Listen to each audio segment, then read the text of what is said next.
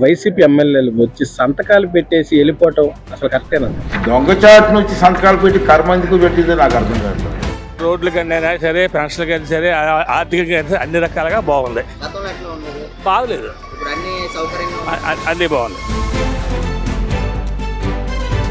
పరిశ్రమలన్నీ వెనక్కి వెళ్ళిపోయాయి. ఇప్పుడు లోకేష్ గారు కష్టపడుతున్నారు. ఎట్లా ఉన్నారు? పరిశ్రమలు చాలా తీసుకొస్తున్నారండి. గతంలో తీసుకురా, ఇంతవరకు ఏ పరిశ్రమ తీసుకురాలేదు. బట్ యాజ్ పర్ ఎడ్యుకేటెడ్గా నేనైతే మటుకు చంద్రబాబు పరిపాలన బాగుంటుంది నా దృష్టిలో.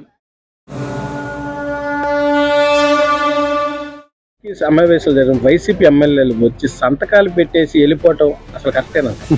ప్రజా సమస్యల పట్ల వాళ్ళకి చిత్తశుద్ధి లేదు ముందు. ఎందుకంటే ప్రజా సమస్యలు మిమ్మల్ని ప్రజలు ఎందుకు గెలిపించారు? అసెంబ్లీకి వెళ్ళి వాళ్ళకి ఏమైనా కష్టాలుంటే వాళ్ళ తరపున మాట్లాడటానికి మిమ్మల్ని ప్రజా ప్రతినిధులుగా ఎన్నుకోవడం జరిగింది. వైసీపీ పార్టీ దొంగ పార్టీ కాబట్టి దొంగచాటుగా వచ్చి సంతకాలు పెట్టాలి. ఏ రోజన్నా చర్చించడం చూసారా మీరు అసెంబ్లీలో?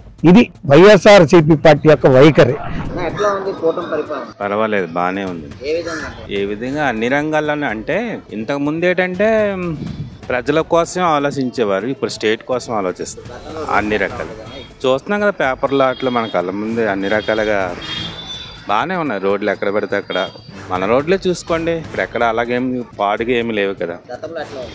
అది ఎక్కడ పడితే అక్కడే రీల్స్లోనే చాలా వరకు చూసేవారు కదా. ఇప్పుడు పర్వాలేదు. కూటమి పరిపాలన బాగుంది సార్. ప్రజెంట్ అయితే పిల్లలది పీజీ రివైన్మెంట్ వెంటనే ఇవ్వాలి. అది ఎందుకంటే చాలా మంది సఫర్ అవుతున్నారు.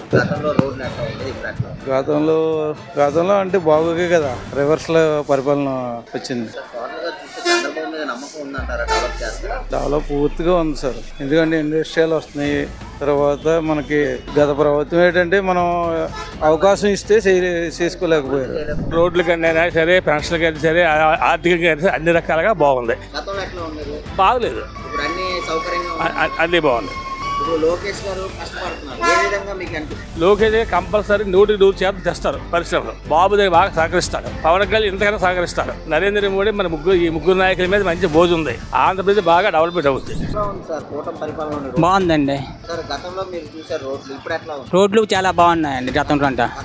గతంలో చాలా ఇబ్బందికరంగా ఉండేవండి, ఇప్పుడు బాగుందండి. పరిశ్రమలన్నీ వెనక్కి వెళ్ళిపోయాయి. ఇప్పుడు లోకేష్ గారు కష్టపడుతున్నారు. ఎట్లా ఉన్నారు? పరిశ్రమలు చాలా తీసుకొస్తున్నారండి. గతంలో తీసుకురా, ఇంతవరకు ఏ పరిశ్రమ తీసుకురాలేదు. ఇప్పుడు వస్తాయండి, బాగుంటుంది. పరిపాలన చాలా బాగుందండి. ప్రస్తుతానికైతే బాగానే ఉందన్న. అంటే ఇంతకుముందు ఇప్పటికి కూడా చాలా మేము చూస్తున్నాం, వ్యత్యాసం కూడా చూస్తున్నాం. దాన్ని బట్టి కూడా బాగున్నాయి కూడా. అప్పుడులా కాకుండా రోడ్లు కూడా చాలా నీట్గా ఉన్నాయి, చాలా చూసుకున్నాం. మున్సిపాలిటీ కూడా చాలా బాగా చూస్తున్నారు. ఇంకా గతంలో అంటే మన అంత గతంలోకి ఇప్పుడు కూడా చాలా కనబడుతుంది, డిఫరెన్స్ కూడా కనబడుతుంది అనమాట.